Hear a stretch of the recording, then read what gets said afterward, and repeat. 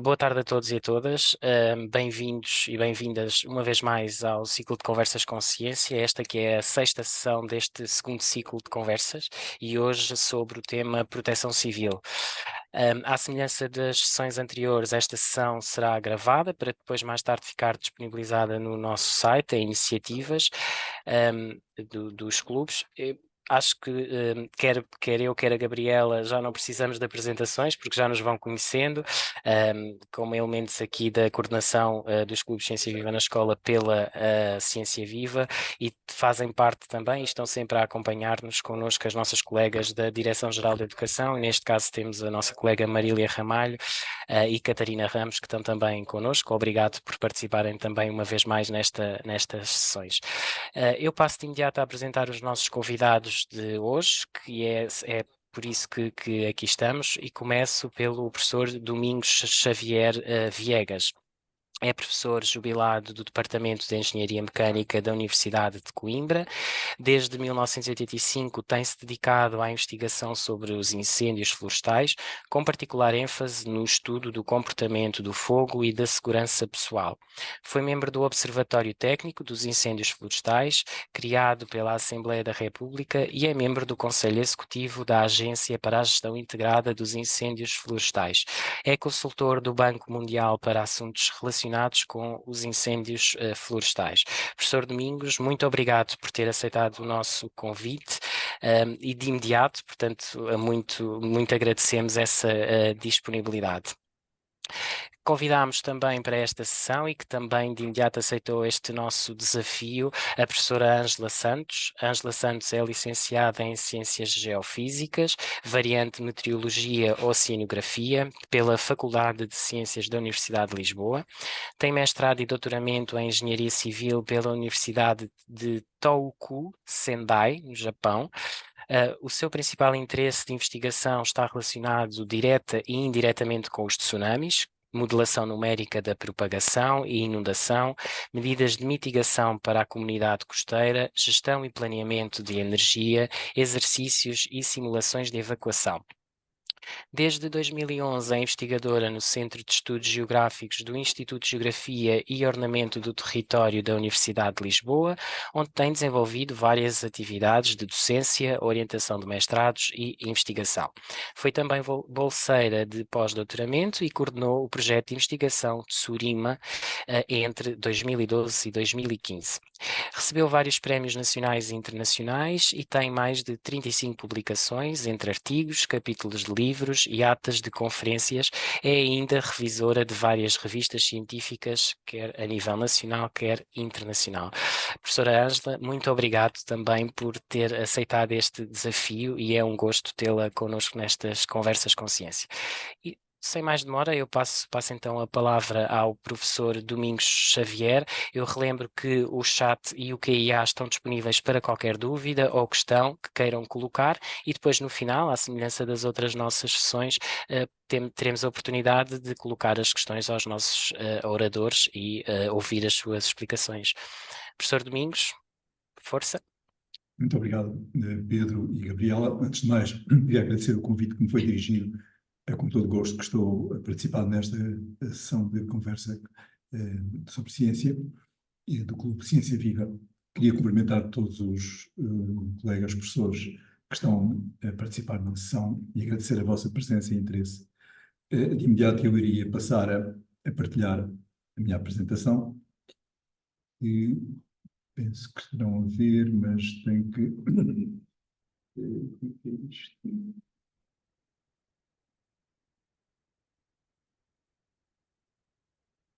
Estão a ver? Estamos a ver. Diga? Estamos a ver, sim. Ok, pronto. Então, eu intitulei esta apresentação a Proteção Civil e os incêndios florestais, porque embora o tema seja a proteção civil, mas como devem saber, a minha especialidade de há vários anos para cá é a temática dos incêndios florestais. Como podem ver por esta foto, eu trabalho na Universidade de Coimbra, embora agora já esteja jubilado. Em todo caso, continuo ligado e a trabalhar na investigação. A estrutura desta minha lição é esta. Portanto, vou fazer uma introdução ao problema dos incêndios, E depois vou falar um pouco sobre o tema da gestão do risco de incêndio florestal, alguns desafios e tirarei alguma conclusão. De acordo com a Lei de Bases da Proteção Civil, a Proteção Civil é uma tarefa que incumbe a todos os cidadãos e não apenas um conjunto de instituições ou de agentes que identificamos muitas vezes com a Proteção Civil, que é a Agência Nacional de Emergência e Proteção Civil. Ora, o artigo 1º desta Lei de Bases diz precisamente isto, que a Proteção Civil é uma atividade que é desenvolvida pelo Estado, pelas regiões autónomas, as autarquias e pelos cidadãos. Isto parece-me que é muito importante, que por vezes, se calhar, não nos damos conta que fazemos parte da Proteção Civil. Pensamos que é algo que diz respeito aos outros. E tem as suas funções, que é prevenir riscos, atenuar os efeitos dos riscos, proteger e socorrer as pessoas e bens quando situações de desastre ou catástrofe possam ocorrer. Portanto, isto é o nosso papel. Daí que, sendo cada cidadão um agente de proteção civil, me parece que seja muito importante que todos sejam educados para exercer essa função e para exercer sob as mais diversas formas. E, ao dirigir-me a um conjunto de professores, julgo que é o melhor veículo para transmitir esta ideia. Como cidadãos e como sociedade, todos nós estamos sujeitos a riscos e que podem originar acidentes graves ou catástrofes. Como disse, sem prejuízo do interesse de outros riscos, irei falar sobre o risco de incêndio florestal, que é naturalmente considerado em Portugal pelos cidadãos como um dos mais presentes e um dos mais importantes na nossa vida. Todos sabemos que o risco de incêndio é um risco predominantemente sazonal. Portanto, tem normalmente um período do ano onde é mais evidente e também de alguma forma localizado na geografia, ou seja, há regiões, há territórios onde ele é mais incisivo do que noutros. Mas mesmo isto está em mudança, porque estamos a ver que cada vez mais os incêndios podem ocorrer em vários sítios onde anteriormente não havia incêndios e em períodos onde também não havia. É muito adequado que os nossos jovens estejam sensibilizados para o risco de incêndio florestal, porque os incêndios são muito dependentes da atividade humana. Mais de 95% dos incêndios florestais, pelo menos no nosso país e em muitas regiões daqui da região da Europa, são causados por ação humana.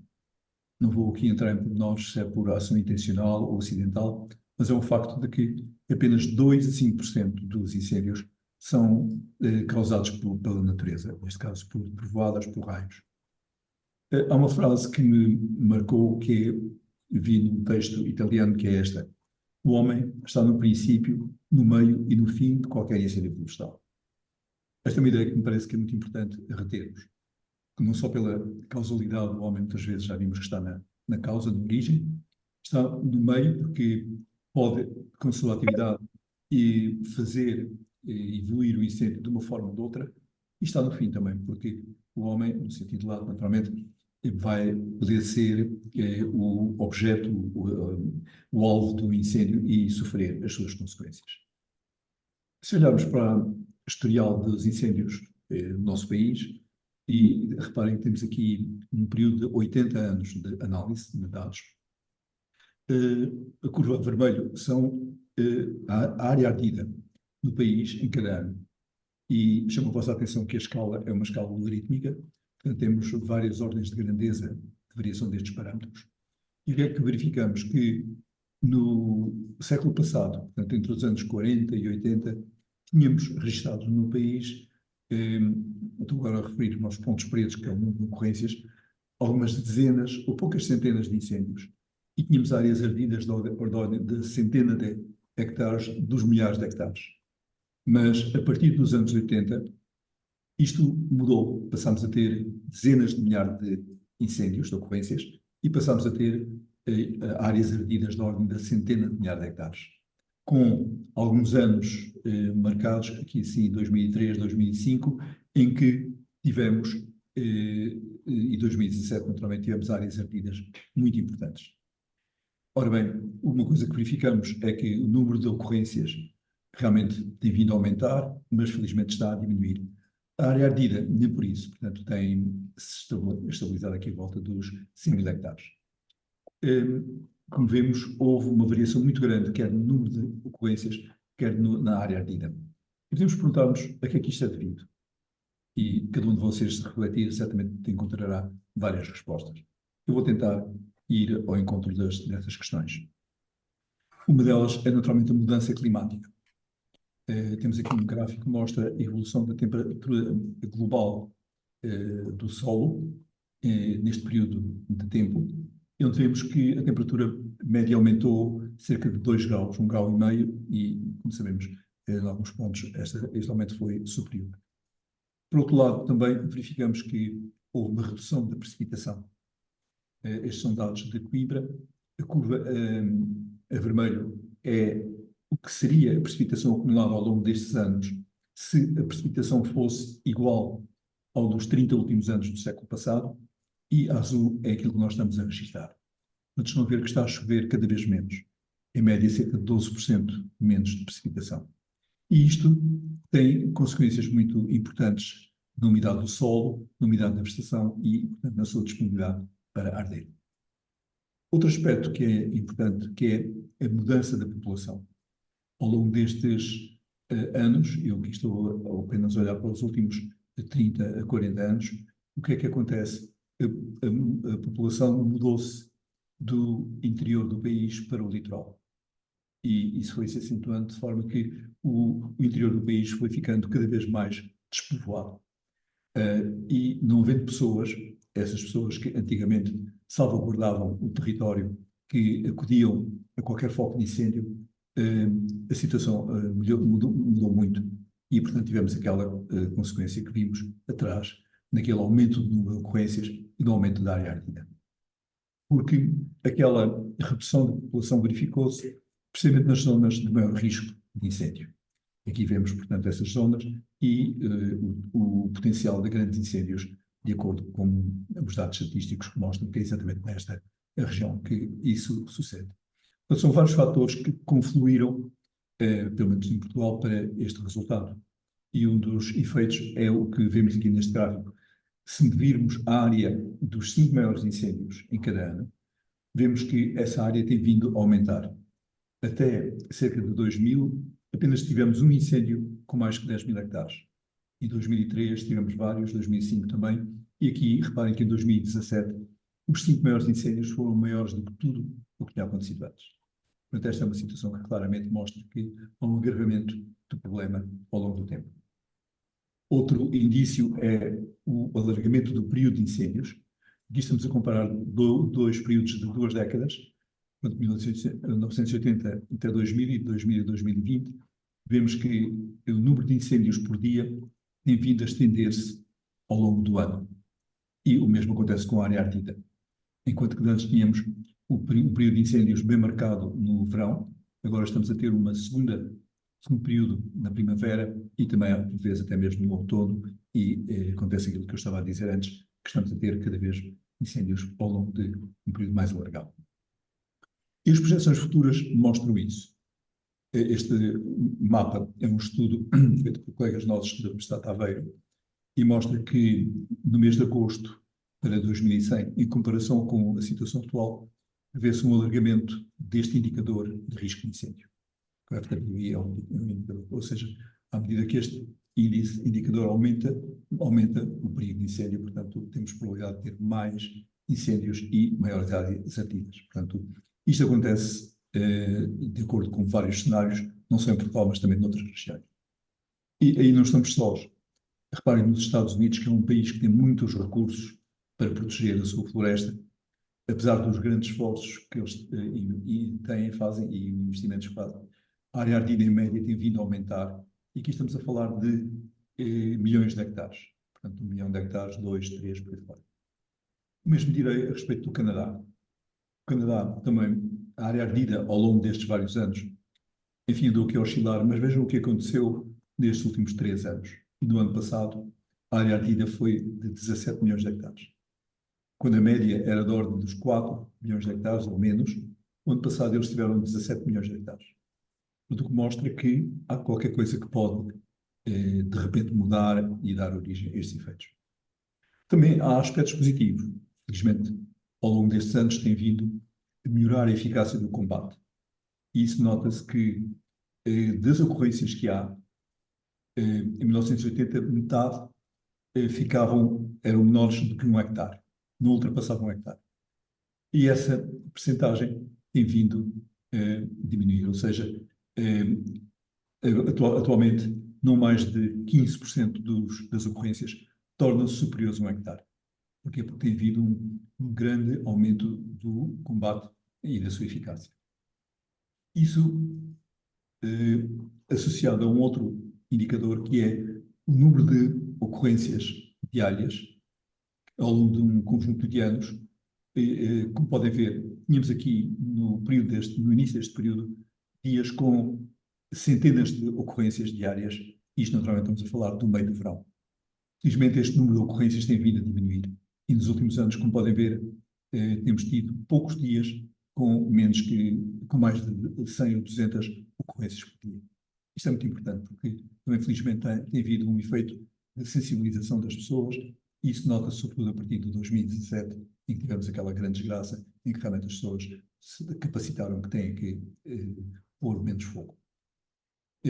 Este aspecto do número de incêndios por dia é muito importante, porque quanto maior for o número de incêndios por dia, maior é a área ardida por dia.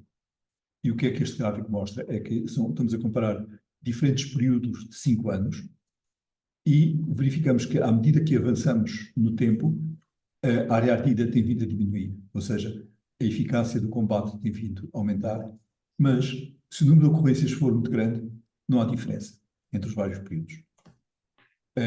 E uma mensagem importante que este gráfico nos dá é que, se só nos dedicássemos a fazer o combate e aumentássemos a eficácia do combate e suprimíssemos todos os incêndios, não estaríamos a resolver o problema, porque, apesar disso, podemos ter anos em que as condições meteorológicas são mais graves e, por um dado número de incêndios, podemos ter áreas ardidas muito maiores, como é aqui o exemplo de 2017, 2022 e 2023 também foi um ano que começou por ser mau.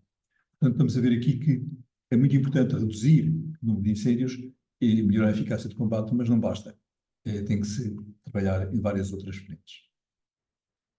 Um aspecto que as estatísticas muitas vezes não contam é a questão das vítimas mortais.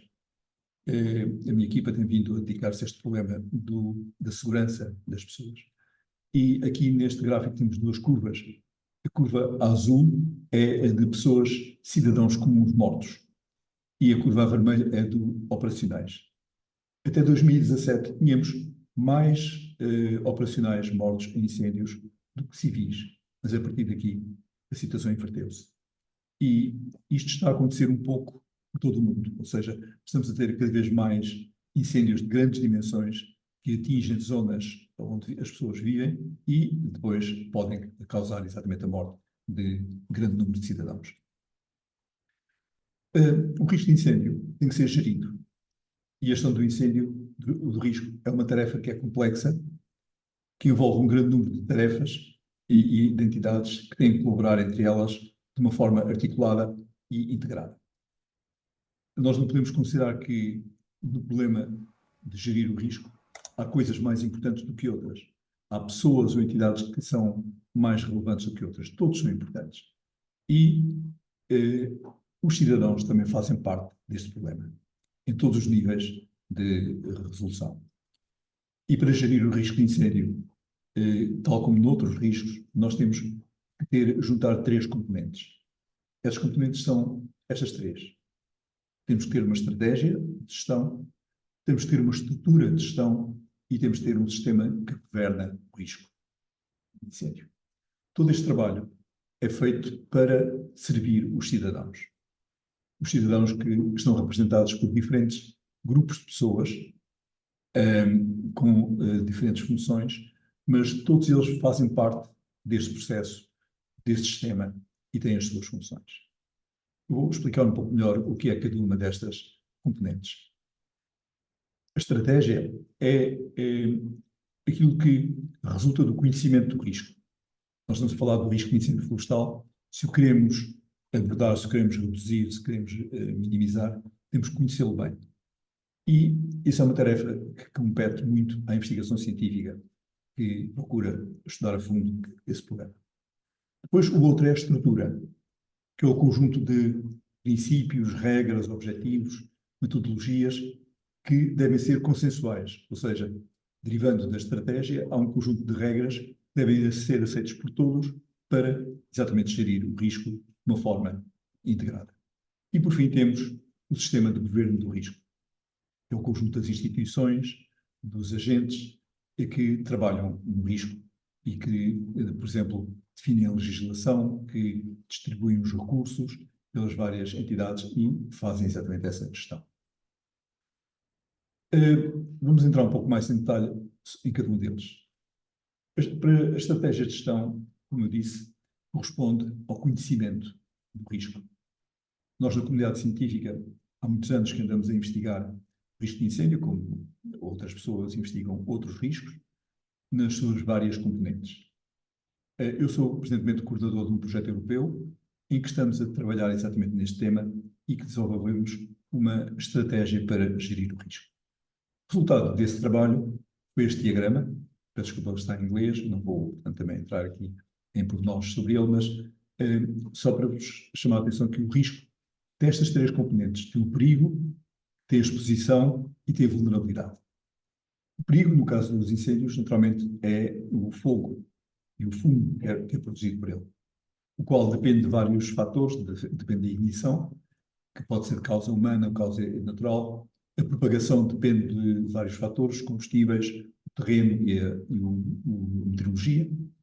E esse perigo pode afetar a população e os ecossistemas que estão expostos e pode danificá-los. E a sua vulnerabilidade, a sua resistência a esse dano, portanto, mede as perdas ou a resistência do sistema. Tudo isto constitui o risco de incêndio florestal. E cada uma destas setas está no lugar de vários processos mais ou menos complexos que nós, cientistas, procuramos usar. E todos eles são importantes, todos eles têm que ser bem compreendidos. Exatamente a partir destes vários, do conhecimento destes vários processos, nós podemos avaliar o risco, podemos ver medidas para reduzir o risco e também ver como nos havemos de adaptar para situações futuras. Eu já falei há pouco que estamos num clima em mudança e aquilo que está a acontecer agora provavelmente vai ser diferente do que vamos ter dentro de 5, 10 anos e de alguma forma já estamos a observar isso. Este trabalho foi publicado neste artigo, nesta revista. O segundo ponto que eu falei é a estrutura da gestão.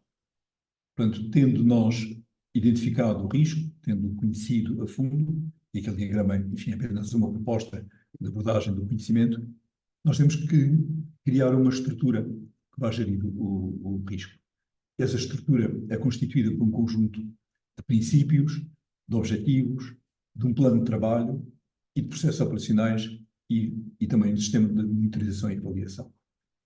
Tem que haver uma estrutura para, digamos, todas as pessoas trabalharem em conjunto, para não haver cada um para o seu lado. E essa estrutura parte, por exemplo, do nosso país de uma visão. Em Portugal nós temos esta visão que é Portugal um país protegido de incêndios florestais graves. Reparem que não podemos pretender que Portugal seja um país sem incêndios, sem fogos, porque o fogo faz parte da natureza, o fogo existe, é preciso também muitas atividades agrícolas e rurais e, portanto, não podemos, podemos procurar que não haja incêndios florestais graves. E a missão de quem gera este risco deve ser a de proteger as pessoas e as propriedades dos incêndios florestais e, ao mesmo tempo, desenvolver o território, assegurando que os ecossistemas são devidamente cuidados. A questão, espero que é muito importante, porque os incêndios não são uma coisa que ocorre num sítio, numa altura, são um efeito daquilo que acontece em todo o território, na paisagem. De modo como a floresta é gerida, como é mantida ou não, como os campos agrícolas também são cuidados ou não, é que vai dar origem a isso. E, portanto, se não houver esse desenvolvimento do território, vai ser difícil que haja estes cuidados. Depois, há um conjunto de princípios que em Portugal estão identificados e elencados por esta tabela que está aqui. Claro que eles têm mais desenvolvimento, mas apenas estou a enunciá-los para vermos que há coisas que todas as pessoas têm que aceitar. Portanto, um conjunto de princípios da base para trabalhar nesta área. E depois temos que reconhecer que nos incêndios há várias fases, vários processos. E é normal identificar um antes, um durante e um depois. Muitas vezes as pessoas, quando falam dos incêndios, falam da prevenção e do combate. Mas, se virmos com atenção, mesmo a prevenção e o combate têm várias fases, vários processos, como se diz. E depois há um processo que é muito importante, que é a recuperação.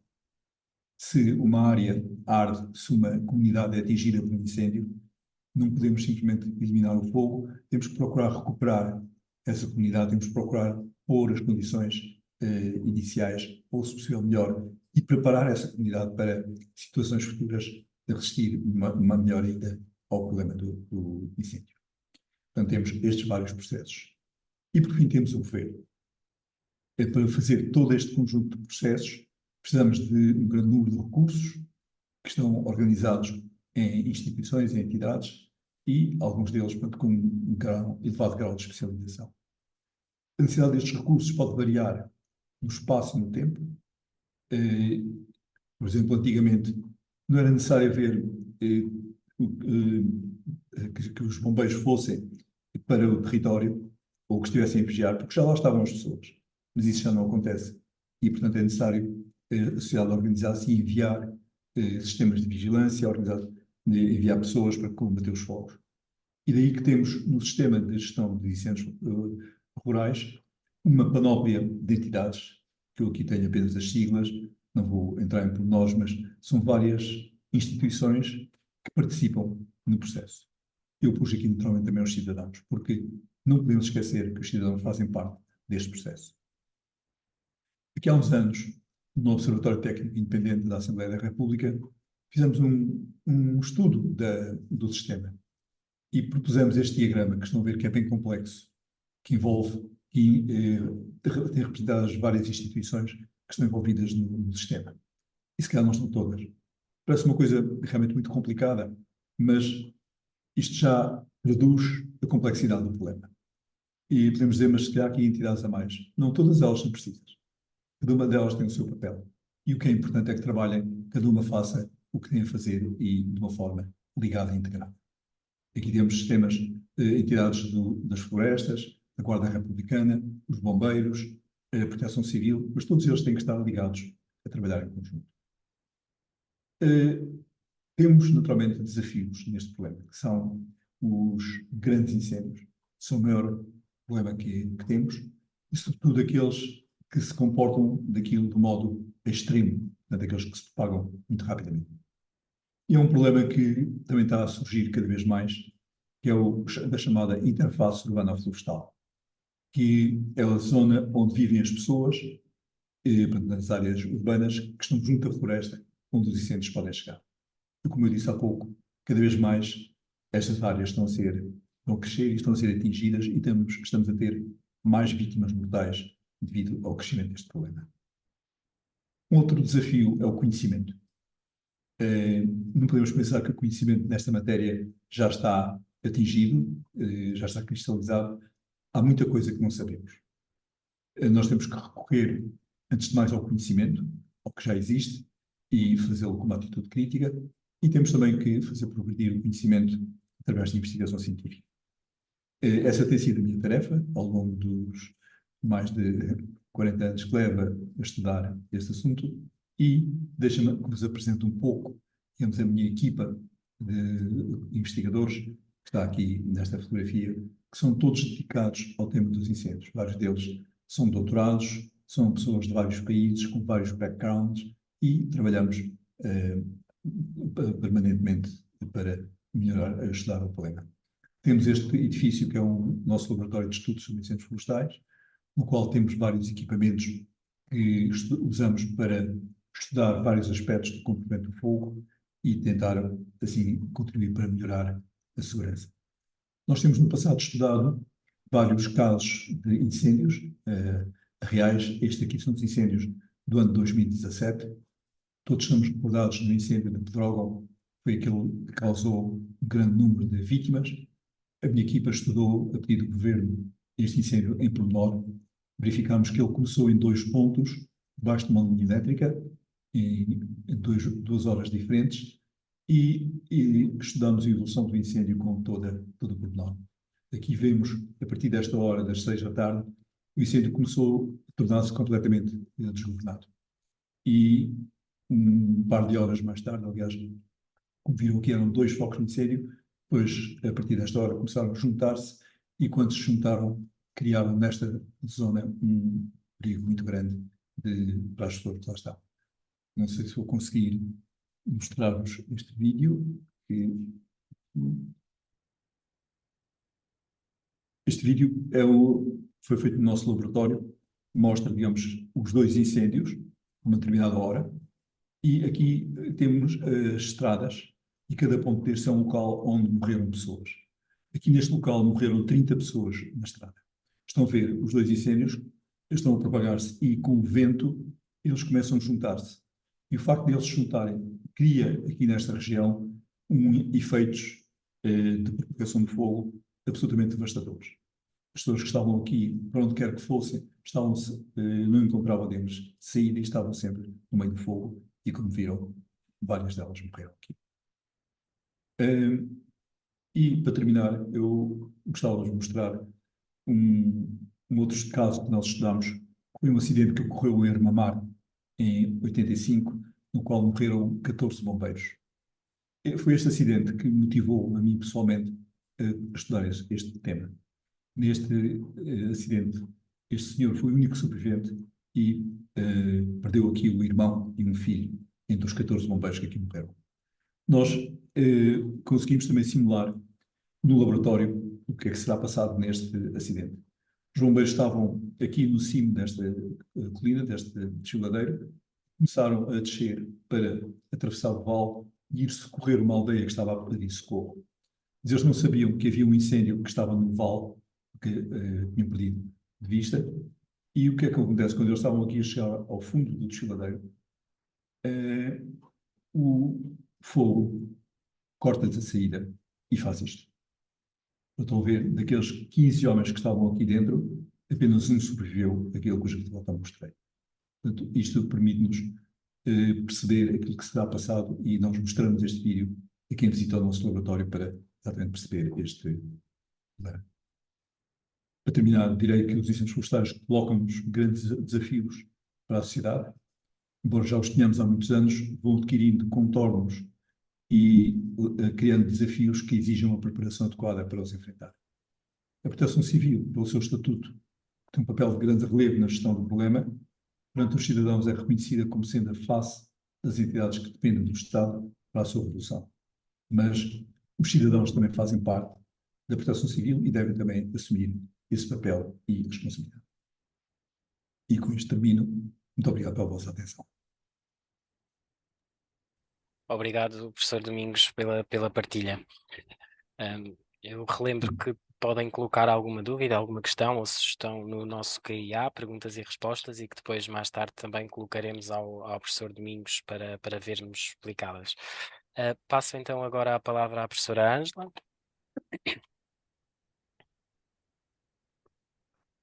sei se consegue ouvir. Que também já estará aqui a partilhar a sua apresentação. Obrigada, Pedro. Obrigada uma vez mais pelo convite e agradeço a todos a vossa comparência aqui. Pronto, eu já compartilhei a tela. Estão aqui a ver um site, sim? Pronto, eu antes de iniciar a apresentação vou-vos mostrar alguns sites que é para não sair do PowerPoint, está bem? Pronto, eu vou indicar os sites no PowerPoint, mas é só para não estar a sair. Pronto, este então é o site do Projeto Surima, o tal que eu coordenei, portanto isto já é arquivo, não é? Porque é 2012, 2015, mas há aqui várias coisas que eu vou chamar a atenção, que é aqui no lado esquerdo, publicações, e está aqui este link para este artigo, que depois podem fazer o download. Aliás, todos os artigos que eu vou indicar podem fazer o download tudo grátis, ok? E está também esta animação, que é da propagação do tsunami, e que também podem fazer o download e visualizar online. Eu não vou ver aqui, não vou mostrar aqui porque não temos tempo. E também queria indicar aqui no lado esquerdo que tem materiais educativos, ok? E são 2 panfletos, e especificamente como o nosso público-alvo são professores de ensino básico e secundário, pronto, isto foi mesmo feito por vários professores, portanto, aqui o ensino básico e secundário foi feito com o professor André Machado, ele é professor de Geografia na Escola Secundária Rainha Dona Leonor e é também delegado de Segurança. Okay? Pronto, e nós na altura fizemos, já em 2013, penso eu, já tem uns aninhos, mas nós fizemos este panfleto precisamente para mostrar aos alunos quando ele fazia as ações de sensibilização antes dos exercícios de evacuação. Tá? Pronto, tem aqui muita informação, podem fazer o download à vontade, não há problema nenhum, está tudo a funcionar, mas se não conseguirem fazer o download, depois dizem.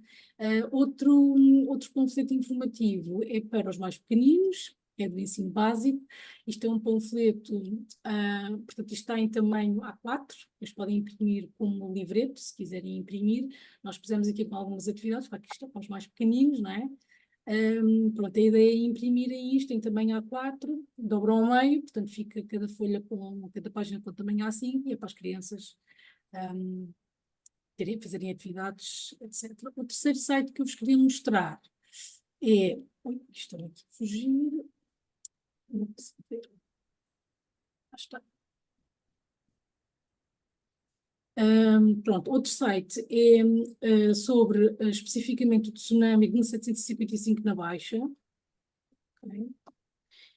Pronto, isto foi uma colaboração com o Museu da Cidade, o Palácio Pimenta. Nós fizemos um artigo e uma tese de mestrado, e aqui está a animação também do modelo numérico do tsunami. Portanto, o modelo reproduziu as 3 ondas que validam de facto os testemunhos históricos. Aqui na Igreja de São Paulo tivemos uma altura de inundação de 4 metros, que é bastante significativo, e aqui no Terreiro do Paço cerca de menos de 50 centímetros. Foi muito pouco, mas eu mais para a frente na apresentação propriamente dita vou apresentar melhor. Também tem aqui uma animação, portanto isto é a maquete do Museu da Cidade, e nós fizemos uma animação, portanto isto é um modelo 3D, deu-me bastante trabalho a fazer, foi a Mariana Correia que fez. A animação também está online e podem visualizar, às vezes quiserem, também podem fazer o download. Só agradecia que não copiassem, por favor citem. Pronto, podem usar à vontade. Portanto, isto nós pusemos a animação para a hora do sismo, portanto, eu também já vou falar disso mais à frente. O sismo ocorreu a cerca das 10h15, tempo universal da manhã, e portanto nós pusemos a posição do Sol precisamente para a hora da manhã, pronto, para dar uma ideia de como é que era Lisboa nessa altura. O último site que eu vos queria mostrar é o site da Escola Secundária Rainha Dona Leonor, que é, eu acho que eles mereciam um prémio. Pronto, está aqui o plano de segurança da escola, está tudo online, portanto, para os professores que quiserem usar também estes recursos, podem usar. O professor André Machado é o delegado de segurança, como já disse, da escola, portanto, ele é muito disponível para ajudar. Ele fez o plano de emergência da escola, como vê então aqui muita informação, os exercícios de evacuação, o plano de evacuação, os vários riscos que a escola tem e os contactos em caso de emergência. Portanto, isto está tudo online, é público e está disponível para todos, ok? Pronto, eu vou falar, mas era só para não estar a interromper a apresentação propriamente dita. Então, vamos lá. Estão a ver? Sim.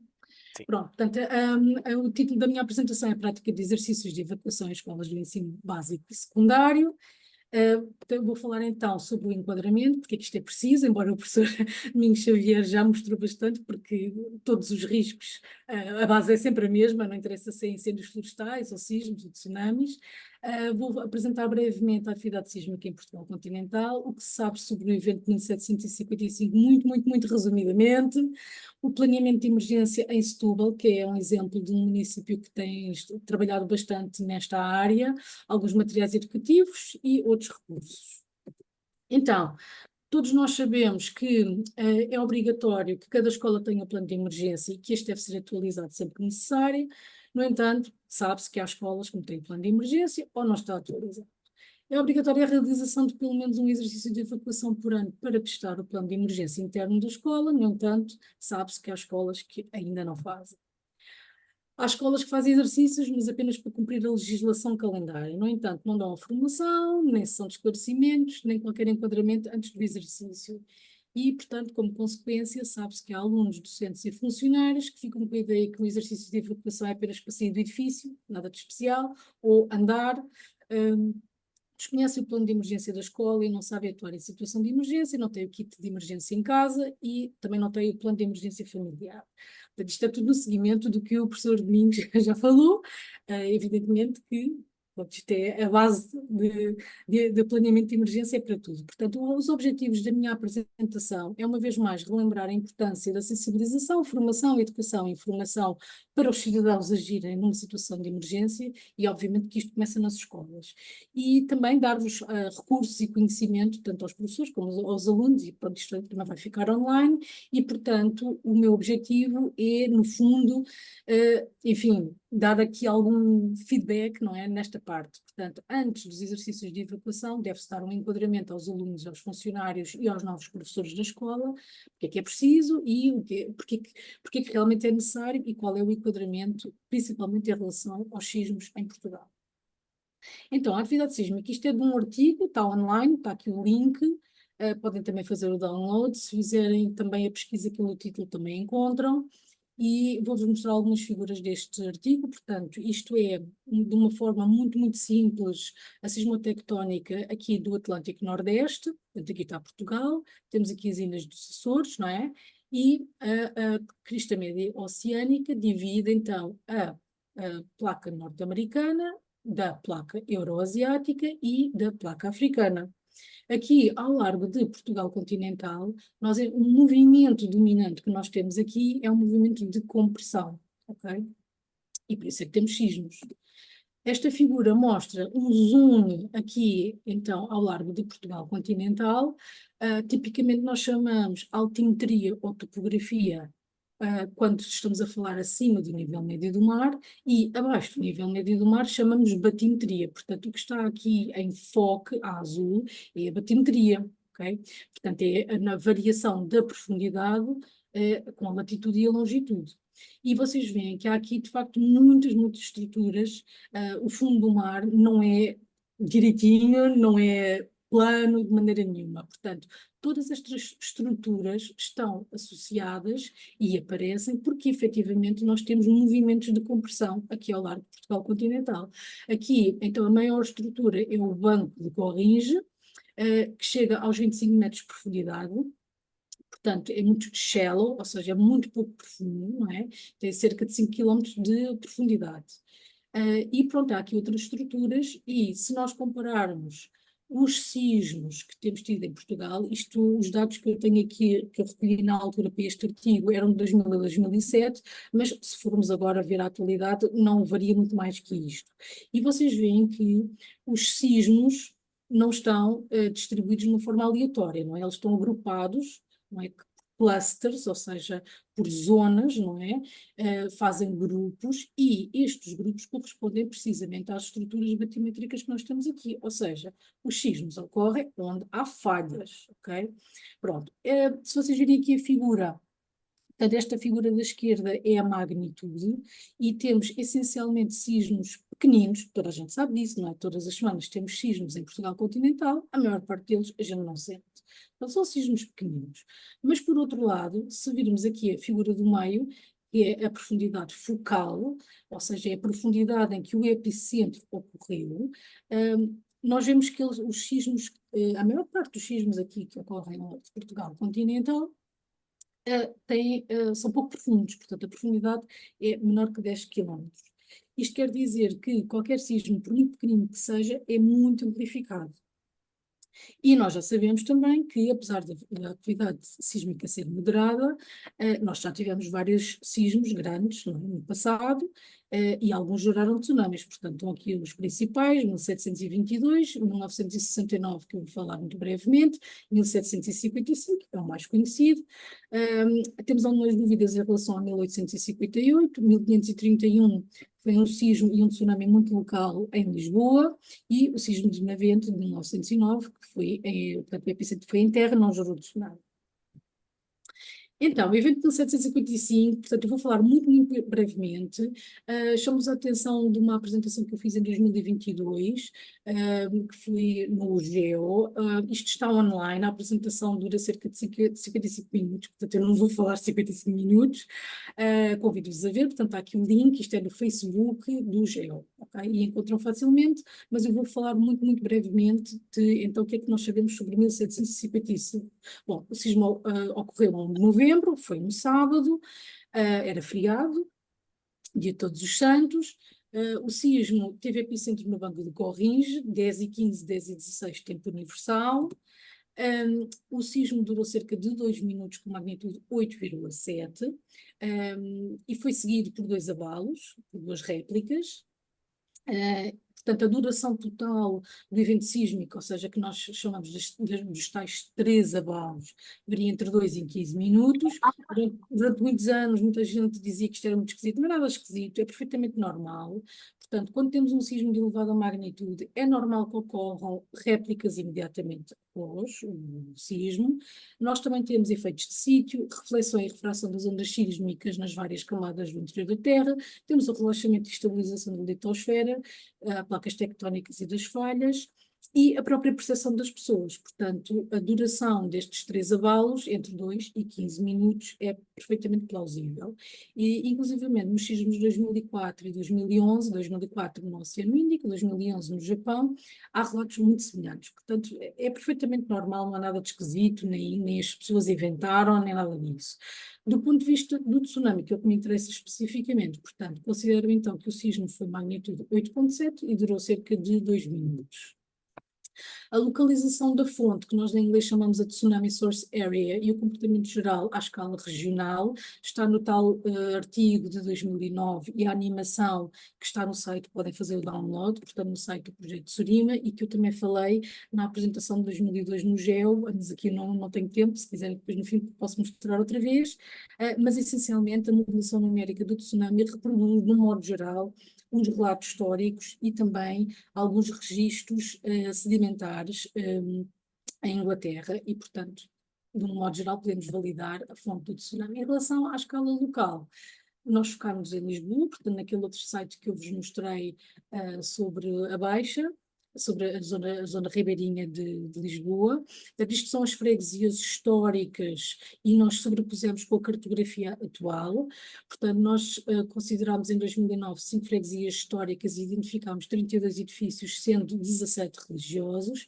Estes são os limites das freguesias históricas. Portanto, como toda a gente sabe, os limites das freguesias de Lisboa têm variado ao longo dos anos, que é uma grande confusão para quem estuda a parte histórica, mas isto foi os limites que nós encontramos de 1770.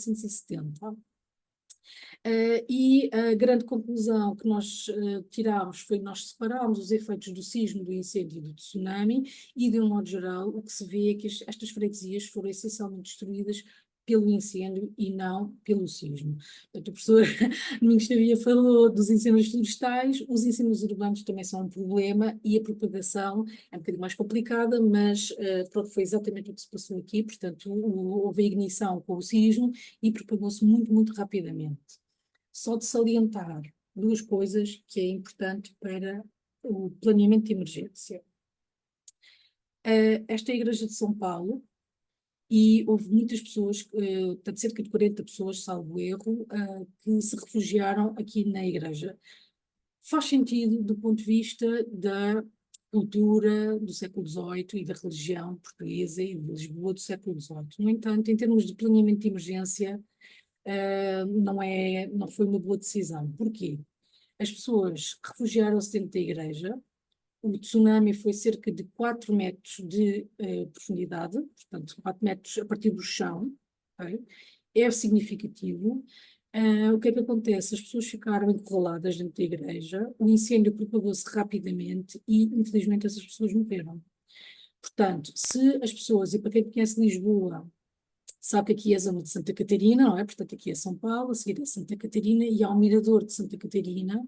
E se, em vez das pessoas se tivessem refugiado na igreja, se tivessem continuado a andar, não só a topografia de Lisboa, que a cota começa a aumentar, portanto, tinham ficado seguros do tsunami, muito possivelmente tinham mais possibilidades também de escapar do incêndio. Santa Catarina também foi afetada pelo incêndio, mas pelo menos se conseguissem chegar ao Mirador, talvez houvesse algumas possibilidades de as pessoas se salvarem. Outra situação que é importante dizer, cerca de 900 pessoas morreram no Terreiro do Paço devido ao tsunami. O que é que acontece? Com o sismo, as pessoas começaram a tirar os seus pertences das casas e das lojas, não é? Reparem que aqui, essencialmente, estamos a falar de edifícios públicos ou palácios, não estamos a falar das casas, não é? Das residências das pessoas. Nós não temos dados sobre isso, ainda não analisamos. É possível que existam, mas a gente não analisou. E, portanto, com o sismo e o incêndio que imediatamente se propagou, faz todo o sentido que as pessoas começassem a tirar os seus pertences e a levar para o Terreiro do Paço, porque é um local aberto e também para se refugiarem do incêndio. Faz todo o sentido, mesmo atualmente. O problema é que o Terreiro do Paço é uma zona baixa, de cota baixa, de cerca de 3 metros, acima do nível médio do mar, tanto na altura como agora, mantém-se, e como vocês veem também pela cartografia histórica e atual, não é? O Terreiro do Paço continua exatamente no mesmo sítio, perto do Tejo, não é? Não houve assoreamento ainda. Portanto, isto significa que mesmo hoje o Terreiro do Paço pode estar exposto, não é? E, de facto, o Terreiro do Paço não é um sítio seguro para as pessoas se refugiarem por causa do tsunami. Faz sentido para o sismo, sim, porque é um local aberto, longe de edifícios, também faz sentido para o incêndio urbano, não é? Porque é tudo aberto, mas infelizmente para o tsunami não foi uma boa opção. Então, mostro-vos aqui novamente então o tal site, não é? Onde vocês podem fazer o download das animações.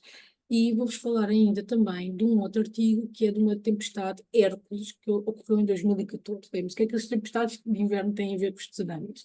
Bom, 2013, 2014, o inverno de 2013, 2014 foi um inverno em que ocorreu El Niño. Ora, El Niño é um fenómeno que nós conhecemos, não tem nada a ver com as alterações climáticas, é um fenómeno que ocorre de 11 em 11 anos, mas simplesmente foi um ano extremamente quente em todo o planeta e ocorreram vários meteotsunamis. Portanto, são eventos que são formados numa interação oceano-atmosfera e, de facto, ocorreram vários meteotsunamis em todo o mundo, não foi só em Portugal. Portanto, esta tempestade ocorreu em janeiro, entre 5 e 7 de janeiro, salvo erro, de 2014, e, portanto, foi um meteotsunami, ou seja, não houve sismo, mas as características do oceano são de um tsunami. Pronto, e nós estudámos, analisámos, eu fiz trabalho de campo, e estudámos vários vídeos, e eu tenho aqui algumas imagens, não vou mostrar o vídeo, até porque isto está a ser gravado, vai ficar online, não quero problemas com a comunicação social. Muitos dos vídeos ainda estão disponíveis no artigo, portanto, uma vez mais podem consultar, o artigo está online, é download grátis, e o Porto Canal difundiu este vídeo, e vocês veem aqui. Portanto, isto são algumas fotografias, não é, desse vídeo. Portanto, vocês veem, isto é a Foz do Douro, para quem conhece a zona. No lado esquerdo é, então, o Oceano Atlântico e para o lado direito é a zona ribeirinha e por trás da fotografia já é o Douro, ok? Já é o rio. Pronto, isto é uma zona de cota baixa, para quem conhece, plana, mas depois tem aqui um relevado em que algumas pessoas conseguiram fugir. Mas vocês veem aqui, não sei se conseguem ver o meu rato, está aqui este senhor junto a este carro cinzento e está aqui outro senhor junto aqui ao carro branco. Portanto, o que é que acontece? Um tsunami não é uma onda normal, okay? Mesmo uma onda que é baixinha, estamos a falar aqui, nós vemos as rodas dos carros, não é? Menos de 50 centímetros de profundidade, é uma onda baixinha, mas o problema é a corrente. São umas correntes muito, muito elevadas e as pessoas não se conseguem manter de pé. E este vídeo prova isso e demonstra muito, muito bem que realmente está aqui um senhor que tentou agarrar-se ao carro e não conseguiu. Portanto, estes dois senhores foram apanhados pela onda, foram arrastados e por sorte, não morreram afogados. Ainda assim, portanto, houve aqui 4 feridos nesta zona e dezenas de carros que foram arrastados. Pronto, isto foi o que aconteceu no Terreiro do Paço, em 1755. Portanto, o modelo demonstra que a onda no Terreiro do Paço foi muito baixinha, foi menos de 50 centímetros, mas o problema de facto é a corrente. As pessoas não se conseguem manter de pé, são arrastadas e mesmo com 20, 50 centímetros, se não ficarem à tona, pronto, morrem mesmo afogadas. Pronto, isto é muito importante para o planeamento de emergência. Porquê? Em 1755 não houve aviso qualquer em relação ao tsunami, nem sequer sabia o que era o tsunami, não é? Mas neste caso, em 2014, houve bastantes avisos. 3 dias antes da tempestade chegar a Portugal, já havia avisos. Toda a gente falou bastante na comunicação social, fartaram-se de avisar, afastem-se da costa, não vão para a costa. O que é que as pessoas fazem? Vão para a costa para tirar fotografias e para filmar. Portanto, este sítio, não é? Estes carros todos devia ter sido proibido, de facto, estarem aqui. Mas mesmo assim, às vezes, quando a PSP ou a GNR corta o trânsito, mesmo assim as pessoas tentam ir. Pronto, foram de carro, mas se calhar iam a pé na mesma, não é? E ainda por cima, quem conhece o local sabe que este sítio nem é o melhor para tirar fotografias. Portanto, o que eu digo é, epá, vão, tirem fotografias, filmem, porque eu preciso destes documentos todos. Mas, ao menos, pensem um bocadinho, façam num local de seguro, ainda mais os residentes que conhecem as zonas, sabem mais ou menos quais são os locais seguros, locais altos, locais que se veja as ondas, mas que pronto, estejam seguros e que as ondas não cheguem lá. E pronto, e há algumas fotografias aqui, mas de facto, se as pessoas tivessem ido para um sítio mais elevado, as fotografias tinham sido melhores e os filmes ainda tinham sido melhores. Mas pronto, temos bastante documentação sobre esta tempestade e de facto demonstra que temos muito, muito, muito trabalho pela frente, porque as pessoas não respeitam as autoridades. E isto não pode ser, isto não pode continuar. Portanto, é para cumprir, as pessoas avisam, não vão para a costa, as pessoas têm que cumprir. E isto vem no seguimento, de facto, dos exercícios de evacuação, que isto é um trabalho que é hoje, amanhã, daqui por 10 anos, daqui por 20 anos, vamos continuar com esta conversa, porque tem que ser feito diariamente e tem que ser feito nas escolas. Começa nas escolas, depois as crianças vão para casa e falam aos pais e divulgam aos pais, e os pais dizem: mas que chatice, eu quero tirar fotografias. E eu volto a repetir: tiram as fotografias, mas façam de um local seguro, protejam-se minimamente, não é?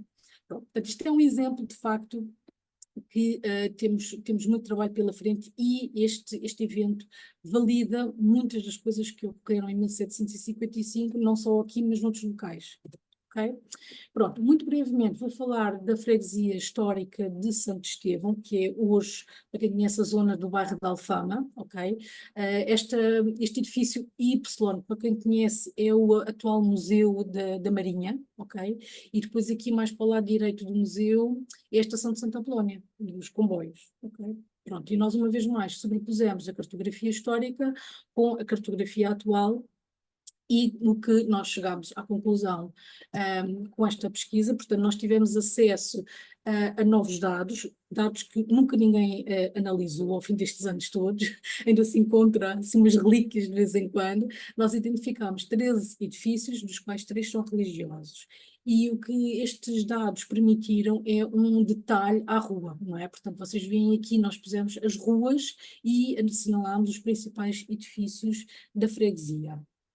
A conclusão principal é que cerca de 52% dos fogos diminuiu devido ao sismo, e infelizmente houve pessoas que morreram na ermida de Nossa Senhora dos Remédios, que é o número 17. Okay? Portanto, isto foi uma grande descoberta, obviamente foi muito interessante, porque havia a ideia geral que a freguesia de Santo Estevão, portanto, a zona de Alfama, tinha sido bem livrada, que é a expressão que se usa, não houve danos, não houve vítimas, e não é verdade. Portanto, nós uma vez mais separámos os efeitos do sismo, do incêndio e do tsunami, e de facto houve bastantes danos devido ao sismo. As pessoas tiveram cerca de 1 ano fora, nas tais barracas temporárias, e as reparações nos edifícios foi feita e atualmente praticamente todos os edifícios foram restaurados e estão no mesmo sítio onde estavam antes, e o que facilitou bastante, porque inclusivamente até o nome das ruas se mantém. portanto, todo o layout da freguesia se mantém e facilitou a identificação dos edifícios. Portanto, nós reclassificámos então os danos na freguesia histórica de Santo Estevão como colapso parcial devido ao sismo. Das 6 freguesias históricas, portanto, das 5 anteriores que eu já falei, mais esta, nós identificámos um total de 44 edifícios, sendo 19 religiosos. Em relação ao planeamento de emergência em Setúbal, portanto, como eu disse, Setúbal é um município que está bastante à frente do resto do país, isto tem que se dizer, é verdade, não tem o devido crédito, e nós em 2017 publicámos um artigo e eu acho que para mim esta figura é um mapa que devia estar em todos os locais da nossa costa, portanto assinalei aqui então do lado direito o efeito, a vermelho, o efeito do tsunami de 1755, portanto isto são os resultados da modulação numérica, a profundidade de inundação e a variação da altura da água com o tempo, e a amarelo o tsunami de 1969. E depois o mapa, então, portanto, isto é na zona do Parque Albarquel, o Parque Urbano de Albarquel, em Setúbal, e assinalei a amarelo a área inundada pelo tsunami de 1969 e a vermelho o de 1755. Eles também a Proteção Civil de Setúbal também já instalou vários sinais, portanto, sinalética que na altura nem sequer estava legislada, acho eu, agora já há outra sinalética. Portanto, eles assinalaram uma zona de dangerous area, portanto é uma zona de área inundada, e instalaram vários sinais de evacuação. Porquê que isto é importante? A maior parte dos residentes sabe, de um modo geral, quais são os perigos do seu território, mais ou menos para onde é que devem fugir, mas mesmo assim é importante continuarmos com este trabalho de prevenção. O verdadeiro problema são os turistas, quer turistas portugueses, quer os estrangeiros, que não conhecem a zona. Portanto, mesmo num caso muito simples como aqui o Parque Urbano de Albarquel, é extremamente importante haver uma sinalética que indique o caminho a seguir em caso de emergência. Claro que neste caso estou a pensar nos tsunamis, mas outra situação qualquer em que a pessoa tenha que fugir rapidamente.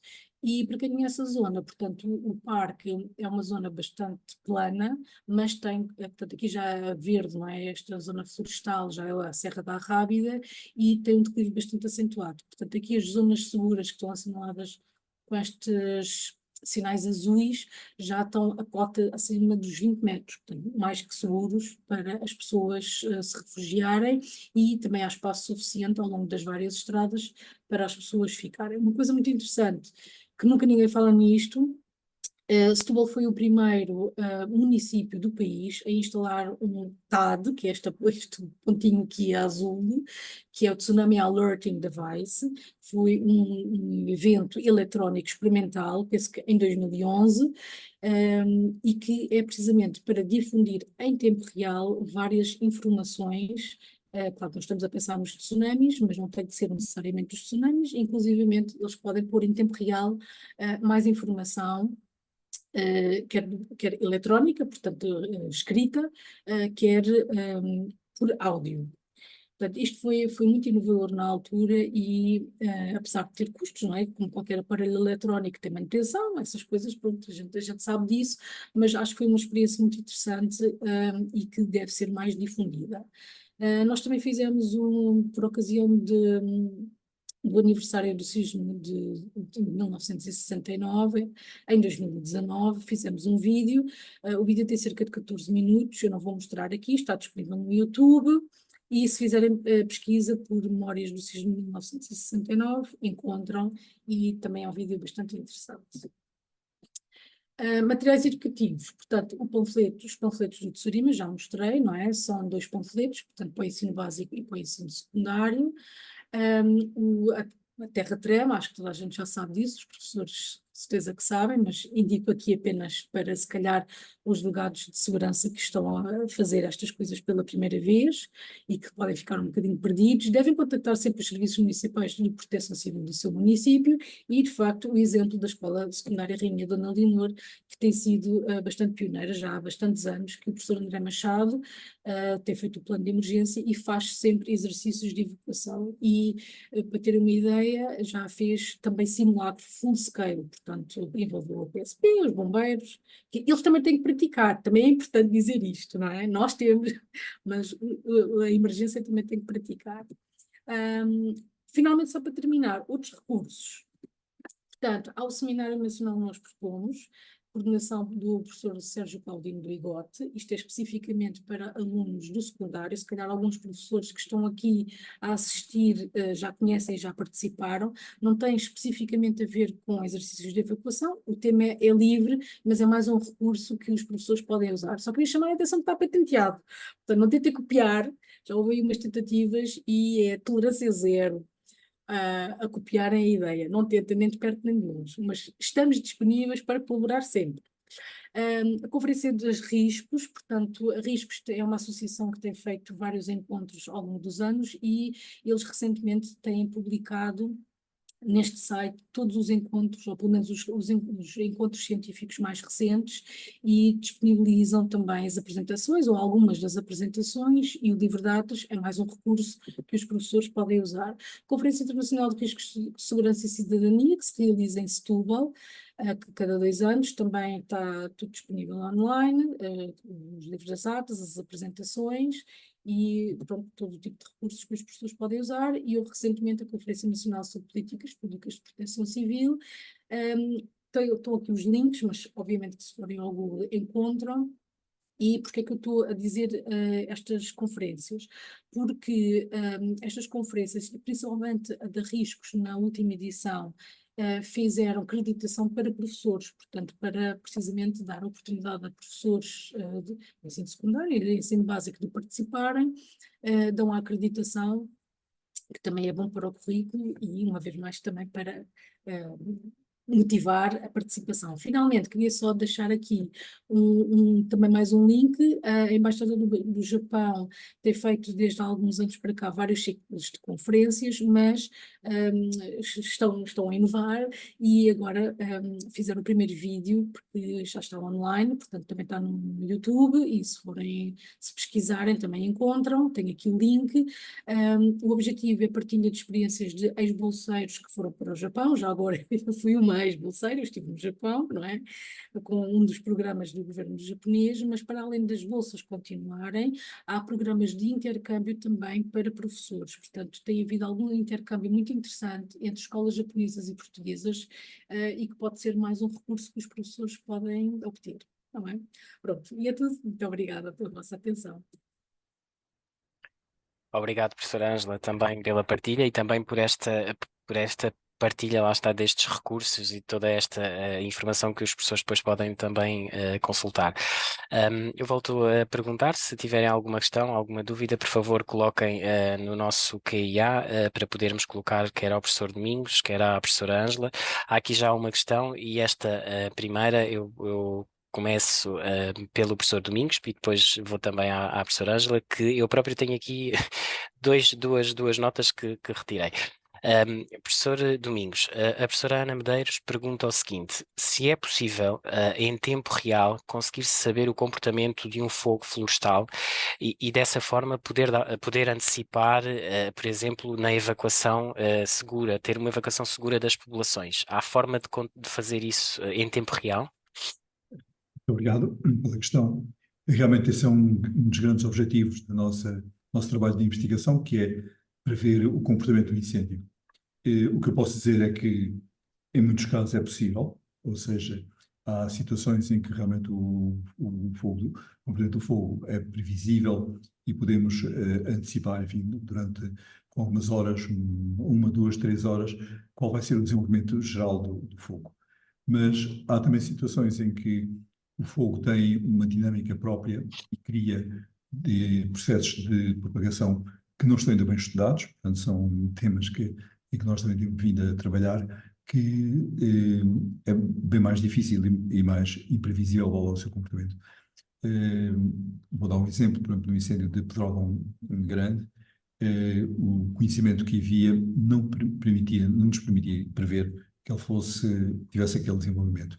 Mas, analisando a posteriori, realmente, juntando conhecimentos que temos, podemos perceber que realmente ele iria ter aquele comportamento muito rápido que teve e que exatamente nos está a levar a melhorar os nossos modelos de comportamento de fogo. Portanto, não há ainda, digamos, essa capacidade, mas estamos a caminhar nesse sentido. Só para pegar também nessa questão desse grande incêndio de Petrógão, depois é preciso também que todos os meios consigam interagir, não é? Porque pelo menos aquilo que nos passou a nós enquanto assistíamos a essa ação, é que muitas vezes depois os meios de comunicação entre as várias, as várias equipas também podem deixar de funcionar. Portanto, isso também é um problema que provavelmente tem depois essa consequência. É verdade. No incêndio de Pedrógão, que eu estudei muito em pormenor, as coisas passaram-se muito depressa.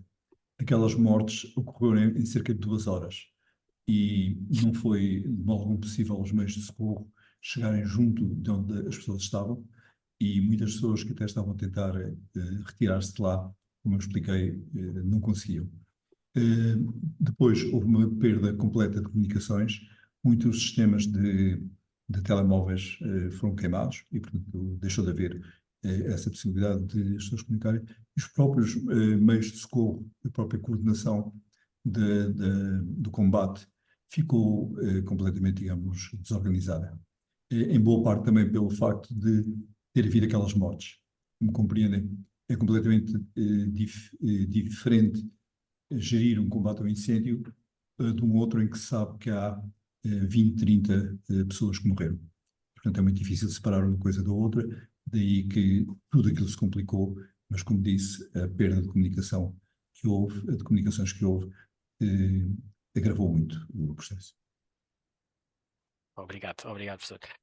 Professora Ângela, isto é uma questão, uma dúvida que me ficou a mim pessoalmente, que tem a ver com o plano de emergência em Setúbal. Ele está relacionado com alguma condição geográfica em concreto ou simplesmente porque é um município que de facto está a trabalhar, ou que já antecipou todas estas questões ou que tem, que está se calhar mais informado ou há alguma condição geográfica que permita ou que tenha permitido esse desenvolvimento do plano?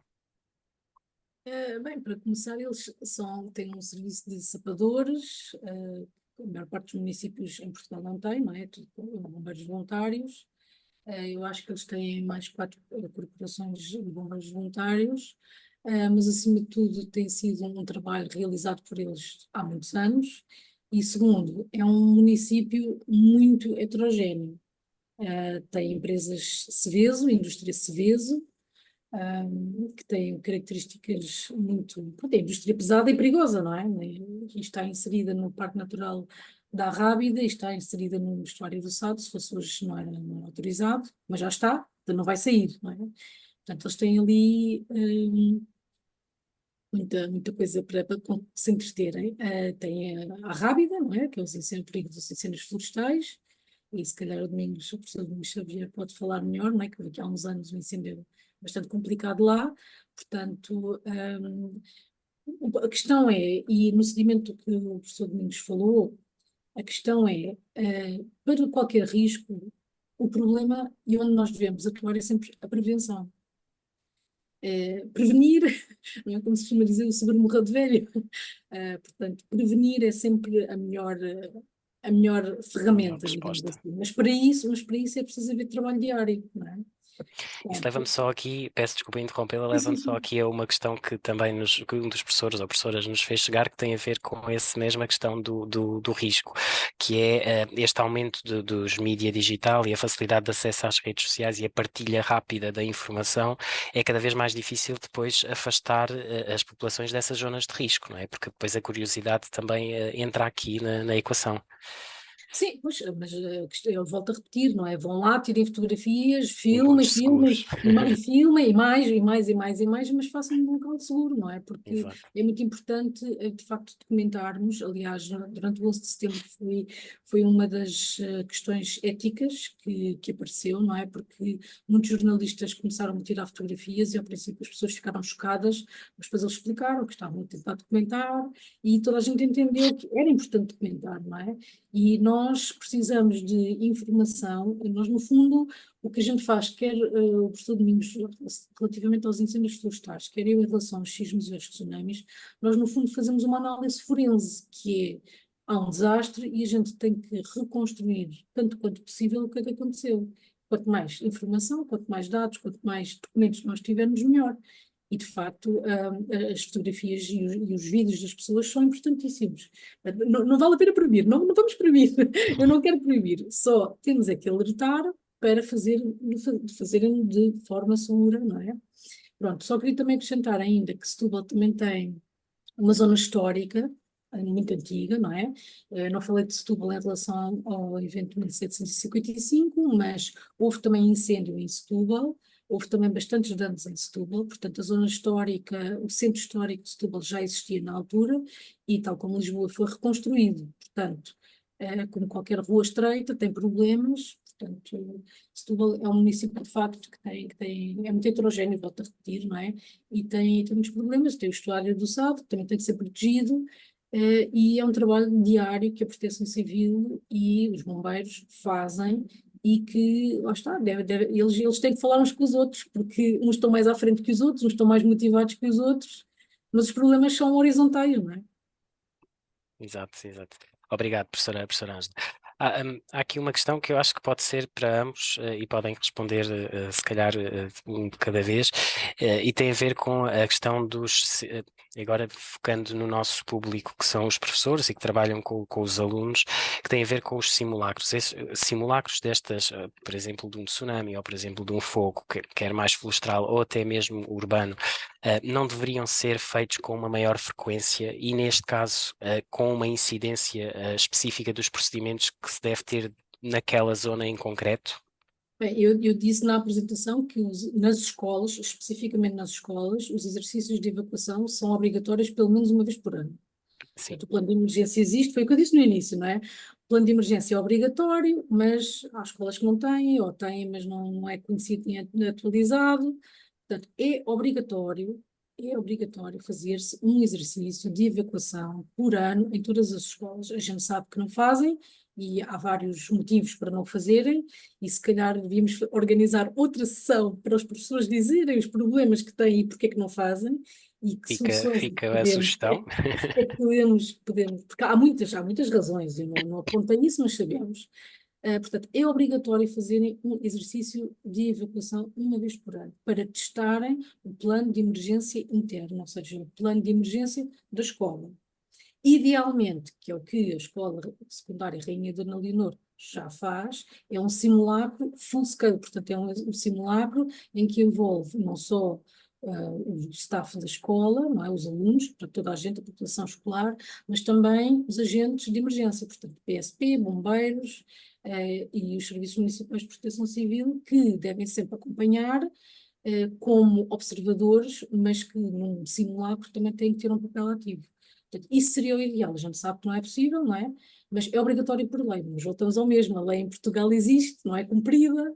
Também não há coimas, ou melhor, haverá, mas Tenta-se a sempre, de alguma fiscalização não forma. funciona. Pronto, exatamente. É Exato. sempre muito complicado fazer queixa, porque queixa dá trabalho. Enfim, andamos sempre aqui nisto. Mas, de facto, tem que ser feito. Portanto, os exercícios nas escolas são obrigatórios e é para ser feito. E digo já, a sessão está a ser gravada, vai ficar online, não tem problema nenhum em dizer isto, mas a maior parte dos problemas tem problemas é com o diretor da escola. O diretor da escola é que diz sempre que é uma chatice. Isto não pode ser, não é? Os senhores diretores têm que passar a apanhar coimas quando não fazem os exercícios de evacuação. Ponto. É assim que tem que ser. Pronto. Já disse. Fica O a mensagem recadinho. e o recado. O recadinho, exatamente. Professor Se me Domingos, permite, sim, claro, portanto, era isso.